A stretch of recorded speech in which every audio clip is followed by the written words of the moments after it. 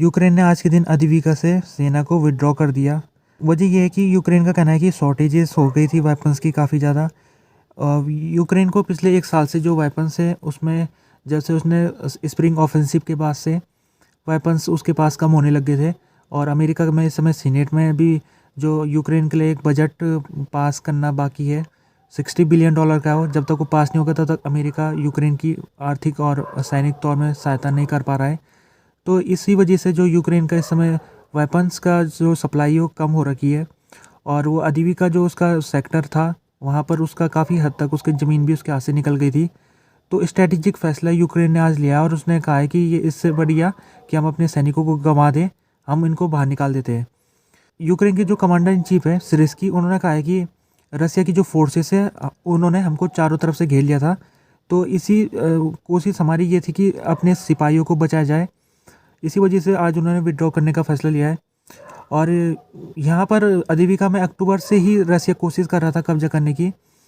अदीविका की जो जीत है रसिया की आज जो उसे मिली है वो उसकी इस साल की सबसे बड़ी जीत है। पिछले साल उसको बखमूत में जीत मिली थी। उसके बाद ये वाला सेक्टर, ये जो सिटी है अदीविका शहर, ये उसके कब्जे में आज आ गया है। लेकिन इसका इतना स्ट्रैटेजिक महत्वपूर्णता इसकी नहीं बताई जा रही है, क्योंकि यहाँ पर जो यहाँ से 15 किलोमीटर की दूरी में एक बड़ा शहर पड़ता है, उसमें अभी रसिया को कब्जा करने में काफ़ी समय लग सकता है, क्योंकि यूक्रेन ने वहाँ पर भी डिफेंस लाइन बिछा रखी है।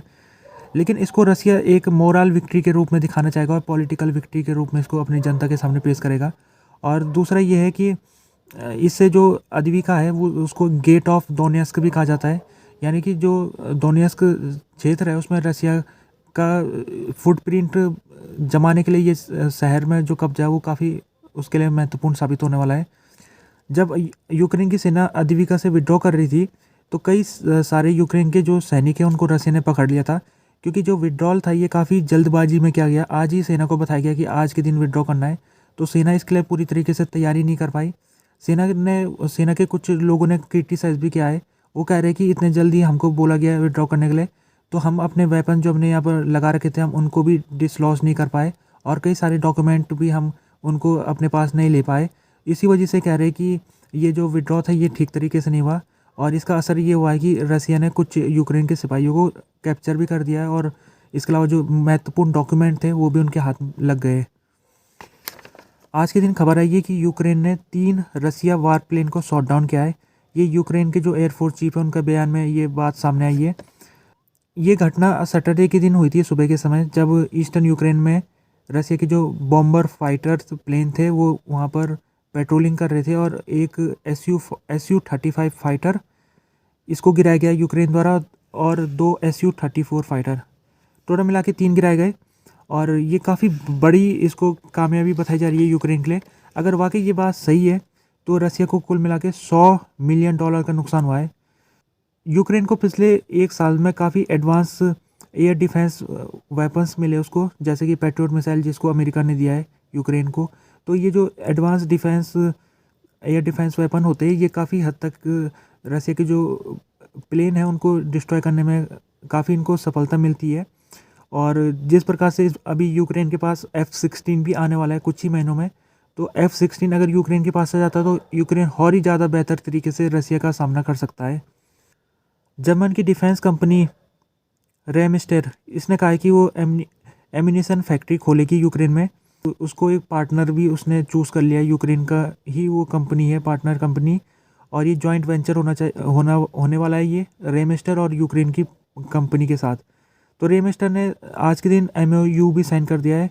म्यूनिक सिक्योरिटी कॉन्फ्रेंस में ये MOU साइन हुआ है। अभी तक रेमस्टर ने ये नहीं बताया कि जो यूक्रेनियन पार्टनर कंपनी होगी उसका अभी तक उसने नाम नहीं बताया। ये जो फैक्ट्री बनेगी यूक्रेन में बनेगी, और इसमें 155 मिलीमीटर कैरिबर बुलेट को बनाया जाना है यहाँ पर।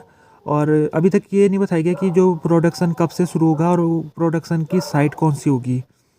रेमस्टर ने इसके अलावा ये भी कहा कि आने वाले दिन में वो आर्मर व्हीकल भी यूक्रेन के अंदर बनाने का वो सोच रहा है। यूक्रेन के जो राष्ट्रपति जेलेंस्की वो अभी म्यूनिक सिक्योरिटी कॉन्फ्रेंस में है, और वहाँ पर उन्होंने स्पीच दी है, और स्पीच में उन्होंने रसिया को लेकर कहा है कि रसिया के बारे में जो कहा जाता था कि रसिया का जो वेपन्स टेक्नोलॉजी है वो बहुत ही एडवांस है, तो हमने वो बता दिया उनको कि हम भी उनके वेपन्स को जवाब दे सकते हैं, और हमने कई मामलों में उनके वेपन को पीछे छोड़ दिया। वो ये भी कहते आगे कि इस समय रसिया को, क्योंकि वो लड़ाई नहीं जीत पा रहा है, तो ईरान और नॉर्थ कोरिया के ऊपर उसको डिपेंडेंट होना पड़ रहा है। और ये कह रहे हैं आगे कि आप भी अब इस बात को अपने दिमाग में बैठा दीजिए कि रसिया की जो इन्वेंसिबिलिटी है, यानी कि लड़ाई रसिया नहीं हार सकता है। अगर ऐसा किसी को लगता है वो गलत है। रसिया को हम हरा सकते हैं, और बिल्कुल हरा सकते हैं, ये प्रैक्टिकल है। वो कहते हैं कि हमको ऐसा नहीं सोचना चाहिए कि रसिया के पास न्यूक्लियर वेपन है, तो रसिया के ऊपर कभी भी खतरा आएगा तो रसिया न्यूक्लियर वेपन का इस्तेमाल करेगा। वो कहते हैं कि ऐसा नहीं होगा। रसिया जब हारेगा तो अपने आप वो अपना रसिया यूक्रेन से अपनी सेना को हटा देगा। तो ज़ेलेंस्की कह रहे हैं कि हमको मेंटली तौर में प्रिपेयर होना ज़रूरी है। अगर प्रिपेयर हम हो जाएंगे तो हम लड़ाई को आसानी से जीत सकते हैं।